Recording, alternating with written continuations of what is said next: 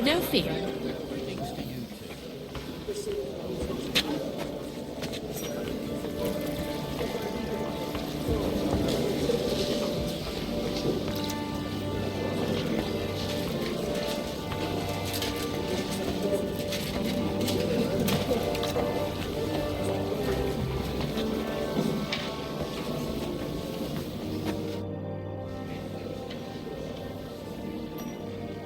Such rare guests.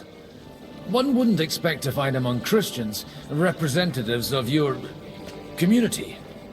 I'm Godwin. My greetings to you. Peace be with you. Neither would one expect a priest here. And yet... How do you know I'm a priest? It's not difficult to tell. After all, we have much in common. And we are both a little on unfamiliar ground here. I'm Yehuda, leader of the rabbinical court in the sacred community of Gutenberg. And this is Samuel, my aide. Who would rather not be here at all. Why did we have to come here, Sadie? Can you not see everyone is staring at us? Because we all need to help each other in this time of need. And why would they not stare when you are frowning so? Are you here to arrange some trade? We have more serious matters to attend to here than gaining a few groschen. The situation in the town and the kingdom is unsustainable. The whole land is on the brink of destruction. You have men and weapons. We have the means to sustain them. Why are you telling this to a Koimer? You wanted to deliver what we brought to the Margrave and quickly leave. Everything in good time, Samuel. We have just arrived, after all. Did you come to lend money to the lords? Not to lend, but to give. Help given to the needy is repaid only by God. You don't even know if you can trust them. With that money, we could have paid mercenaries ourselves. You remind me of my young friend Henry. He's a bit of a hothead too. Henry? That messenger of Radzik Copula? You know each other. You're both around the same age. That would be him. We did not get off to a very good start. Henry's done a few things I'd like to give him a slap or two for. But like they say, to err is human. For a young stripling, he's been through plenty. It's not so long since his parents were killed in Skalitz. He was supposed to become a blacksmith, and instead, he's roaming the world, risking his neck at every turn. Wait, a blacksmith, you say? From Skalitz? Aye, that's right. Did you know anyone there? I knew of someone. A blacksmith by the name of Martin. My daughter knew him most, and that is why Samuel is in this world. For our numerous sins. Maybe he was my father, but he certainly didn't act like one. Ma raised me on her own. And that was all for the best. Why? He should have taken care of me, but instead he fathered another bastard. Don't make hasty judgments. As far as I know, Martin didn't have any other children. At least, none of his own. He took in Henry, and raised him as his own, on the orders of the Lord of Skalitz, Sir Radzik Kobila, Henry's real father. I don't care if he took care of 20 other Mamsas. That boy's blood father denied him, just like yours did to you. A person can't choose their parents. And Henry only found out about it recently. Enough. I'd rather have a drink. Will you have one too, Zayde? For that, there will be more suitable times. Good health. L'chaim.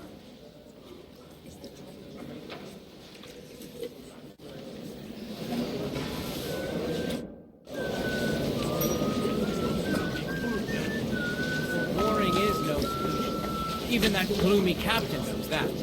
What's his name? Jish. It's easy for him to rouse people to war when he has nothing to lose. From what I heard, he's well capable of raising hell, even without an army. And with one, this fella could give the king a lot of trouble. And who would entrust him with it? Without coats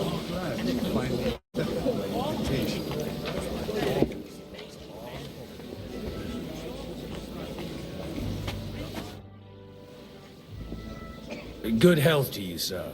I'm Godwin, a friend of that lad you arrived with, Henry. We don't know each other. Baron Vauclin Brabant, Chevalier d'Arezzo. The last of my line. I am a warrior, a traveler, a strategist, and also, à ma manière, a poet. My word. Isn't that exhausting? Mais non! And I'm glad to meet a new friend. It's a pleasure to make your acquaintance, Baron. I knew right away we'd hit it off. How did you end up imprisoned in Malashov? Ah, c'est une histoire compliquée. It was after I heroically led the defense of Gothenburg, and only lost it narrowly by an unfortunate turn of events. That needs some explanation.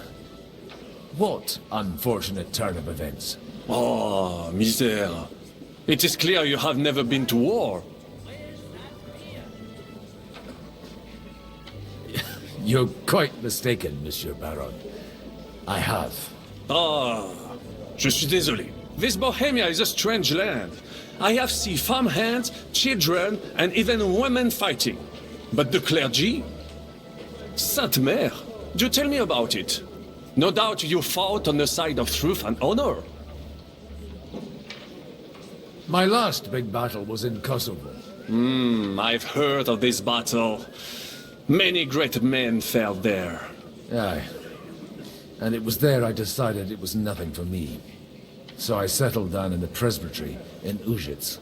Then, what are you doing here at a meeting of opponents of the crown? The Lord moves in mysterious ways. Where have you been on your travels? Have you seen the ocean? But of course! I was born by the sea. If you are interested in my greatest journeys, then I have traveled with a merchant caravan all the way to the Ottoman Empire. And if you are interested in my greatest deed, then that was perhaps saving the life of the King of France. And you wouldn't by any chance know the Pope, personally? Which one do you mean? I spoke briefly with Boniface IX when I was sojourning in Rome. A pleasant fellow. How come almost nobody here knows you? I am operating, as they say.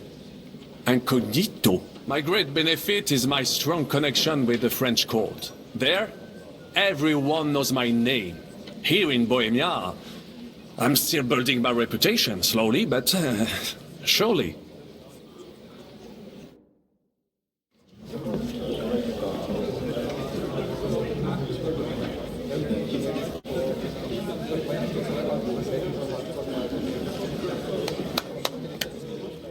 Dear friends and allies, in these troublesome times, you all know why we're here. The question remains, what to do next?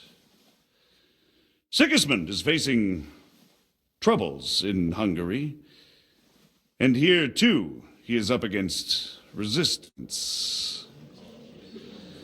He's a capable strategist, but a poor diplomat. Mark my words. If we wait him out until winter, he will leave of his own accord. By winter, he'll have torched all our fortresses and carried off everything that we possess. Are we seriously gonna wait and cower in a corner? Or are we gonna drive them out in shame? A few well-planned raids and we could have him in our fists! At what price? Have you got men to spare? Has any of you got men and money to spare? We don't have men out there. Yes, we do. We do not. Jobst is right. That whoreson won't fall easily. Only we can't wait. Are we to get ourselves killed? Or end with nothing. I'm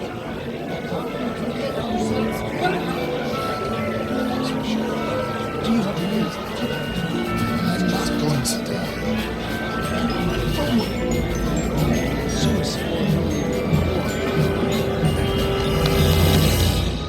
Friends, we'll get nowhere like this. Let's adjourn ourselves and try to think it through.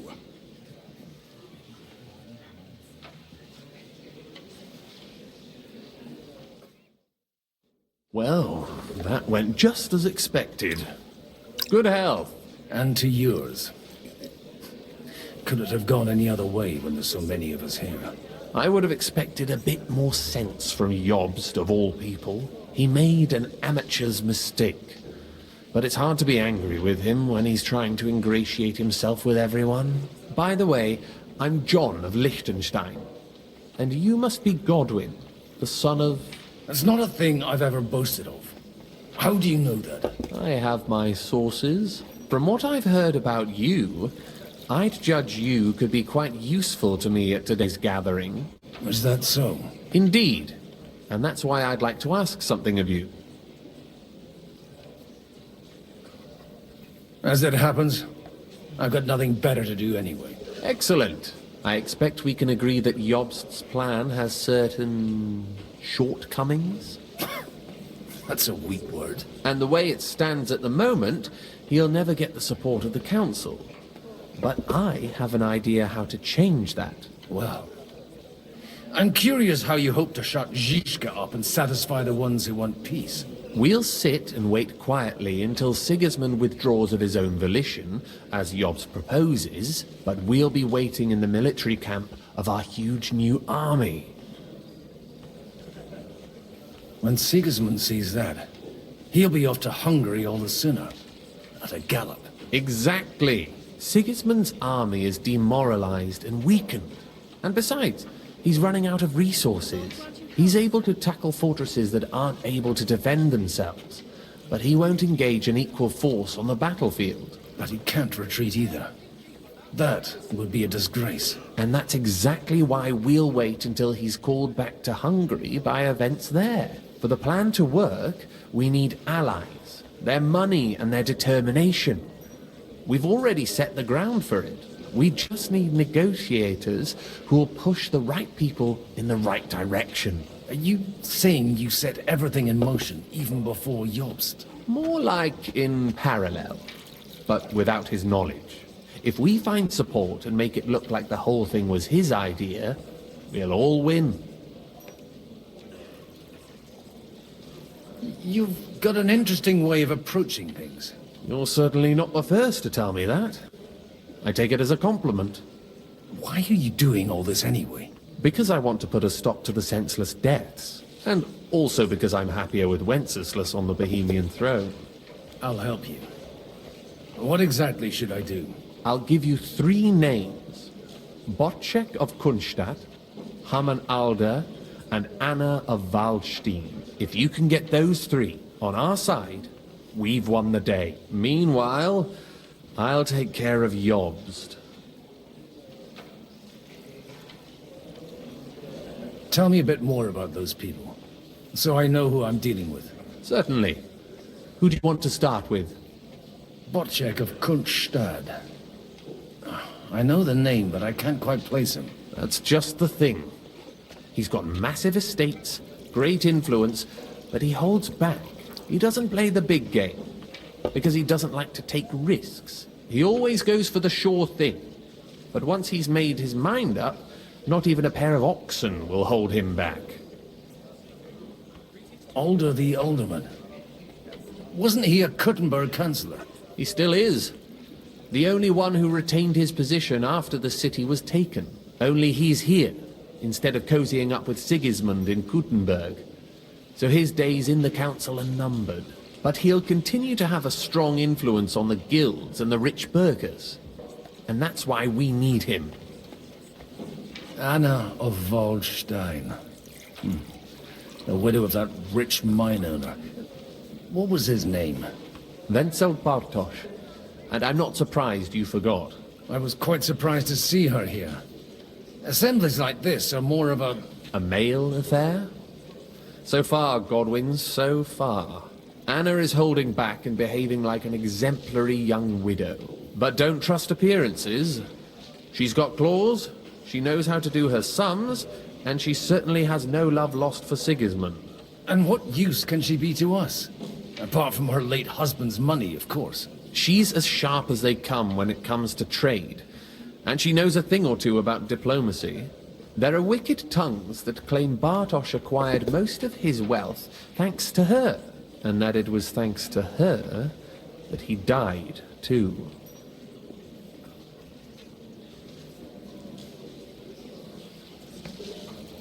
Why me, of all people? Because you've got a head on your shoulders. You know how to talk, and you're not just out for your own good. You and your friend Henry are similar in that respect. That's why I know I can count on you both. There aren't many like you two left. I'll get on it then. Wish me luck. I wish us both luck. Before the day is over, the die will be cast. Success to our plans.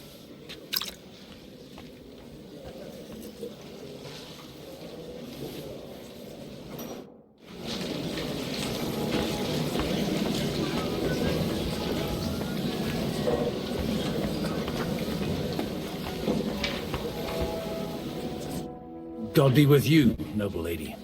There's something I'd like to ask of you. God be with you. What would that be? Your diplomatic support. And your money. No beating around the bush, eh? I like that. But what do you want my money for? Margrave Yob's plan has some gaps, milady.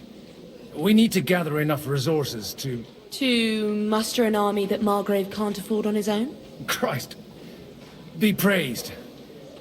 You're astute. I should say so. All sorts of people have their eyes on my money, and divining their intentions is a necessity. Although, between the two of us, it isn't hard to figure out what Liechtenstein is after.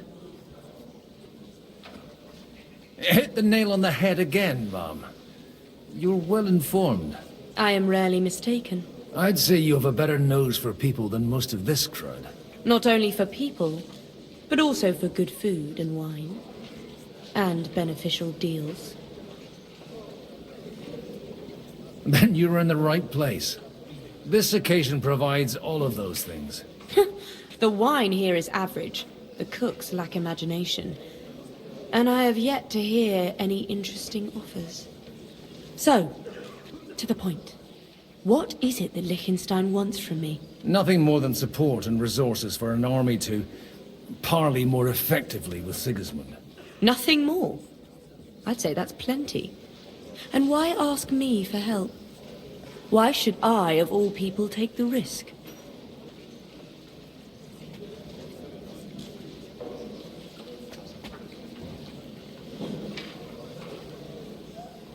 It's not only your money we're interested in. You're well able to negotiate and trade.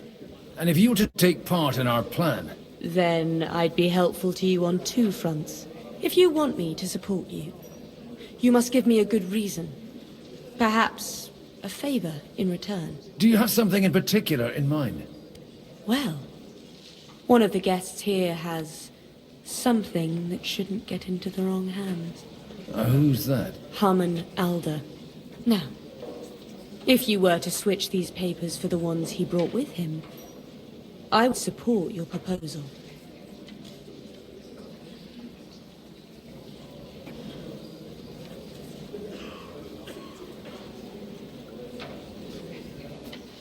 Have you fallen out with the town councillor? No. Alder is innocent in the matter. My relatives from the House of Bartosz are behind it all. They're disappointed that I dared outlive my husband, and the fact that I'm handling his estates makes their hair stand on end. And the papers I'm supposed to plant on Alder? Just insignificant documents. If the incriminating ones disappeared without a trace, it would arouse suspicion. And these papers I'm supposed to switch, what do they concern? My relatives somehow dug up some trade contracts between myself and certain undesirable parties. You were dealing with the enemy. They were not the enemy at the time. My conscience is clear, but I'll rest easier when those papers are in my hands. All right, I'll help you. Or at least I'll give it a try. Alder will surely have the papers in his saddlebags, which he left in the shed on the outer courtyard. Bring them to me, and put these there instead. But watch yourself. Odorin's groom has eyes everywhere.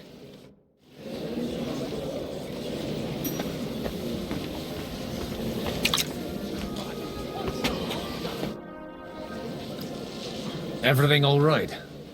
You look a bit out of sorts. I can't wait for it to end so we can get out of here. I reckon you'd have to be pretty brave to come and mingle with the Kuttenberg lords. Or pretty pissed off. Or that. We will leave as soon as we can. Anyway, all of these worthy gentlemen will be relieved when we are out of sight.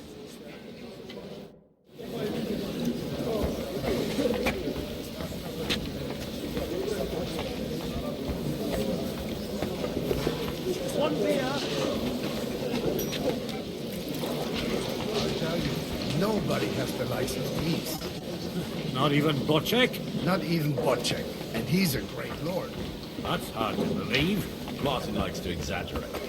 He was talking about sorry nags. God. Belonged to someone else. Why? These are the best thoroughbreds east of Prague. I'd like to check your horses out and see if they're as good as you say. Pah, even better. But you won't believe it until you see for yourself. And you might not believe your eyes when you do see them. Well, well, we have a new guest. I wanted to... You wanted to apologize for crashing into my home without it by your leave. Or to arrest my guests some more? I want to have a word with Alder. Well, I'm having a word with you. I apologize, Father. For interrupting our conversation? Or just for being you? Is that your... Unfortunately. Speak up then. What are you doing here?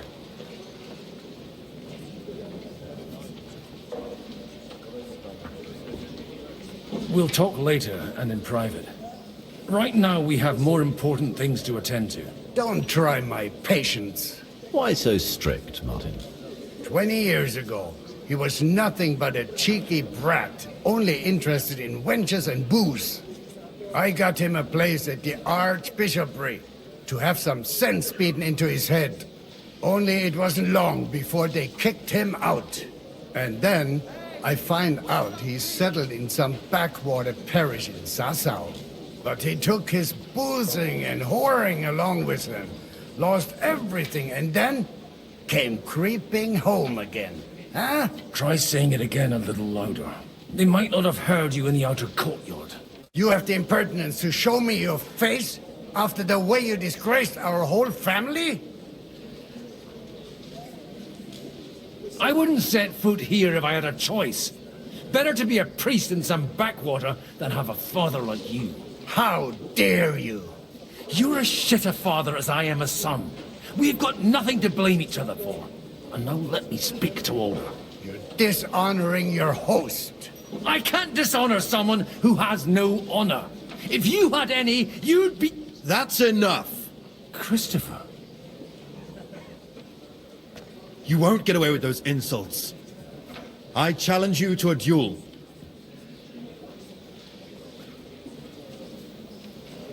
I'm not happy about it, but I accept. This isn't how I imagined my first meeting with my brother. Make room for us. We'll just settle a very private matter. It's an honorable duel, man against man. Stay back. Enough. That will do.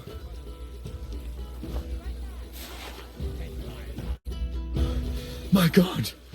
Where did you learn to wield a sword like that? Father always said you were a good-for-nothing boozer. But you could teach sword fighting in a school. I was in a war. Right after they kicked me out of the archbishopric. And you ought to know yourself. Not all the faults that Father sees are real. Aye. Well, I apologize for going off like that. I had to, so that... So Father would be satisfied. I know. Only he'll never be satisfied. The sooner you realize that, the better. I thought he was the way he was because his first son let him down. And he hoped at least his second would become something.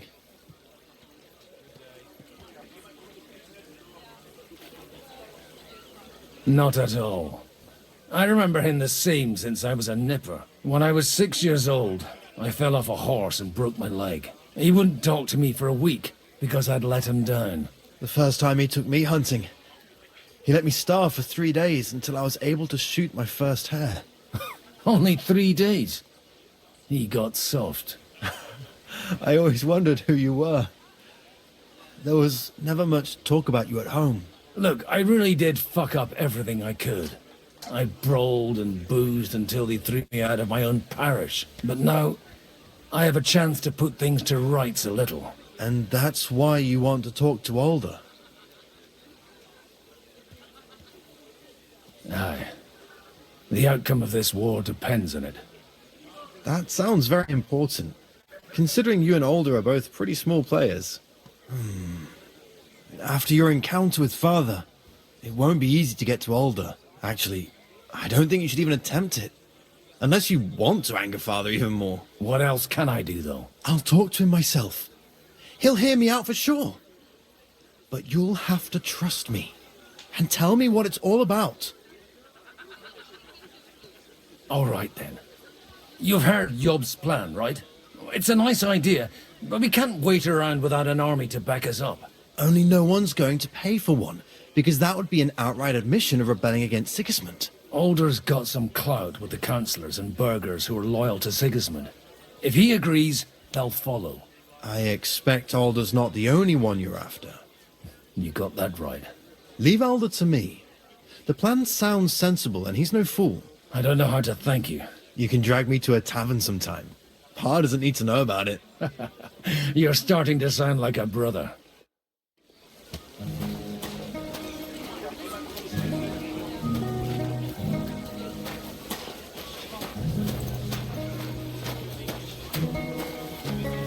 What brick? God bless. Aren't you a bit bored? What's your problem? The horses are fed and watered. I'm not idle. God forbid. But standing around here must be a pain in the arse, no?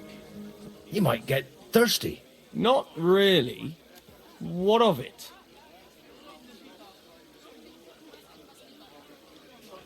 Shall we roll some dice? I'm sure you can take a little breather, eh? Well, all right. But just for a little while. I'll wait at the table over there.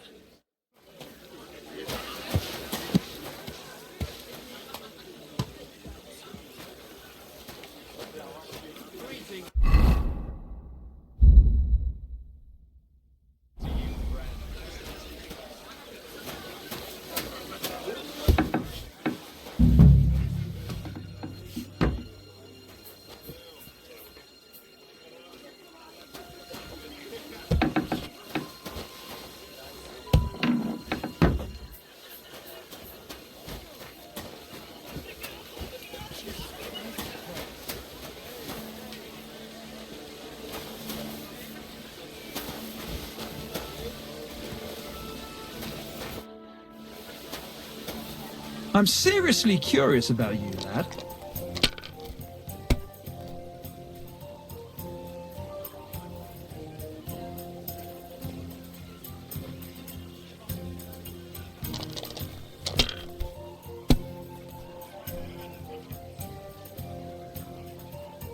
Here.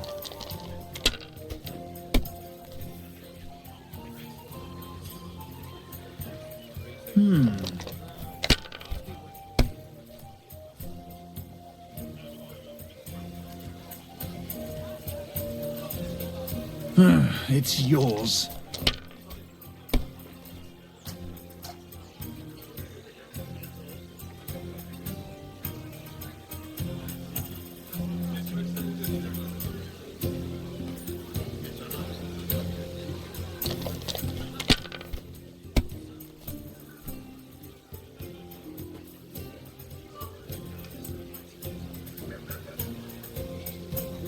Well, you're not afraid of anything.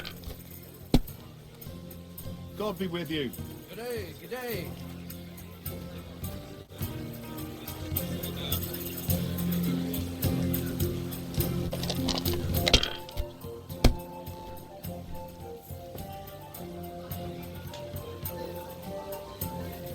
Finished.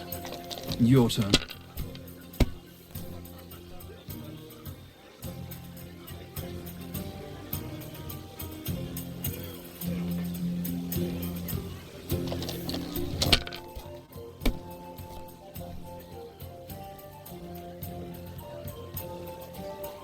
Wonderful! And it goes to me.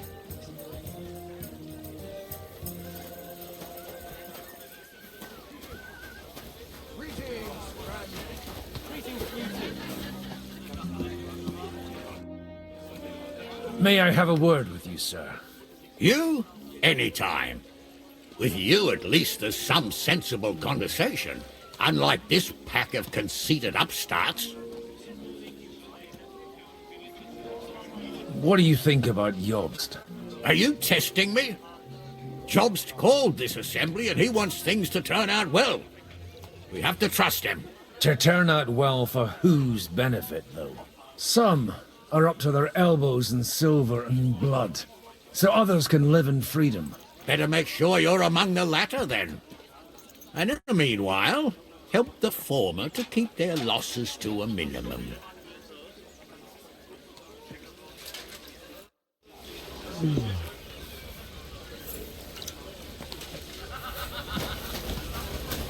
I went to see my brother, and...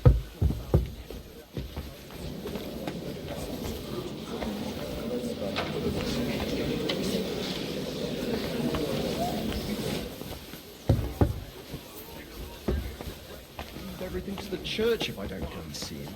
Aye. Once old folks start getting soft in the head, it's bad news. Exactly. We're trying to forge an alliance against our common enemy. Sir Bocek, I need to speak with you for a moment.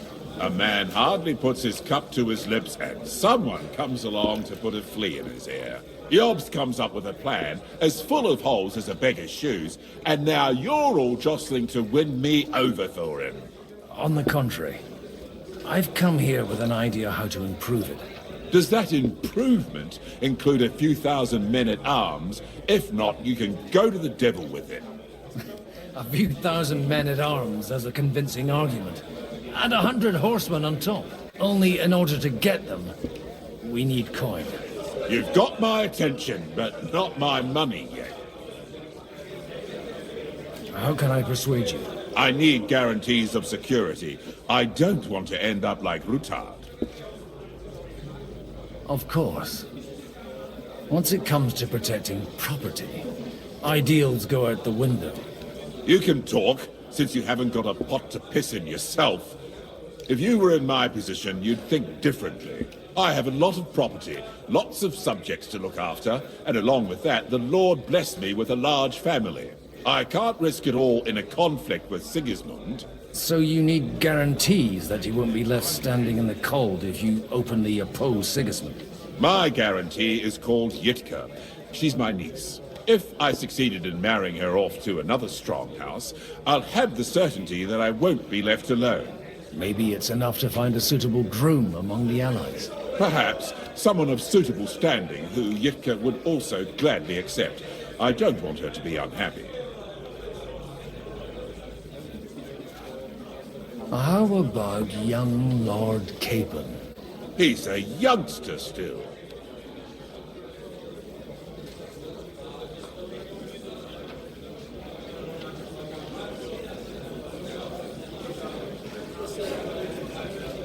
He may be young, but he's got something between his ears. He's got battle experience. And when he gets the estate that's his by right, he'll be well secured for life. If he gets it. Right now, Hanush lords over Rattay and seems quite happy with that state of affairs. On the other hand, the lords of Lipa have a good reputation, and Hanush can always be relied on, despite his temper. Maybe it's not such a bad idea. So, will you support our plan? You're selling the skin of a boar that's still grunting. First, I want a confirmation that the wedding will take place as soon as possible.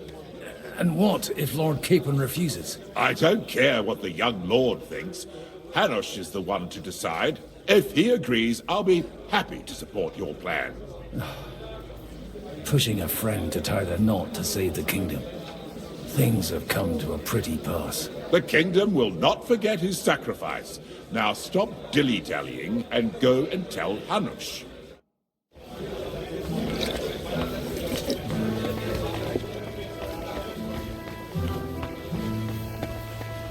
Take a look at that. Sir Hanush, I bring happy tidings. You do? Let's hear it then. Young Lord Capon is going to get married.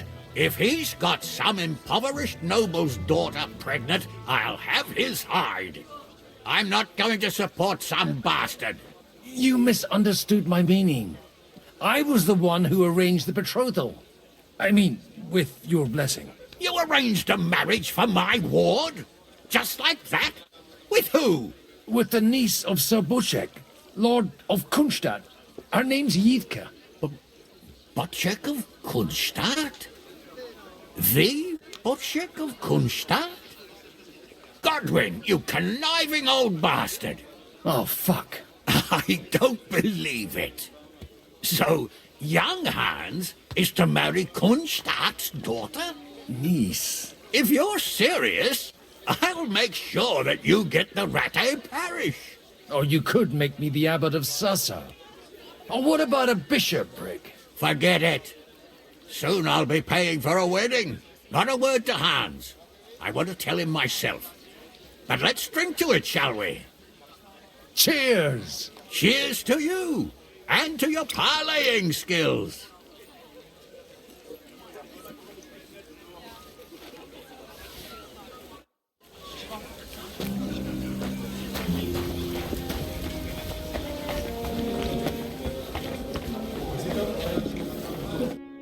Sir Bushek, your niece Yivka can start preparing for her wedding. So Hanush agreed, without reservations. Indeed. Then I will fulfill my end of the bargain without reservation. Thank you, Lord of Kunstadt. Enough formality. We'll have a drink. What do you say? Cheers to the beautiful Lady Yidka and the unhappy Lord Capon. Here's to a good bargain.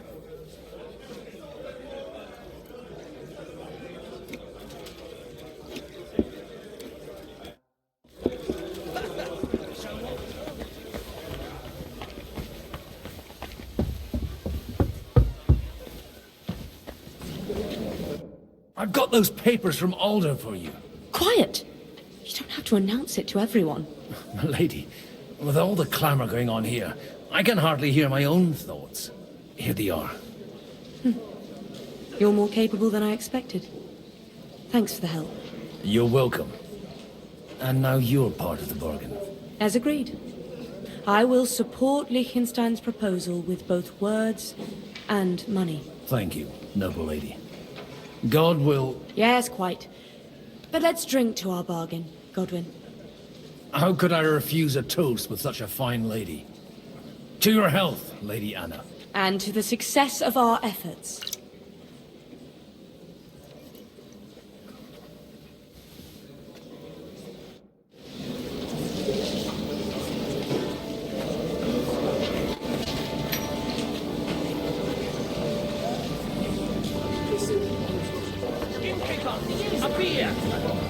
But maybe you were right. It was probably not the best idea.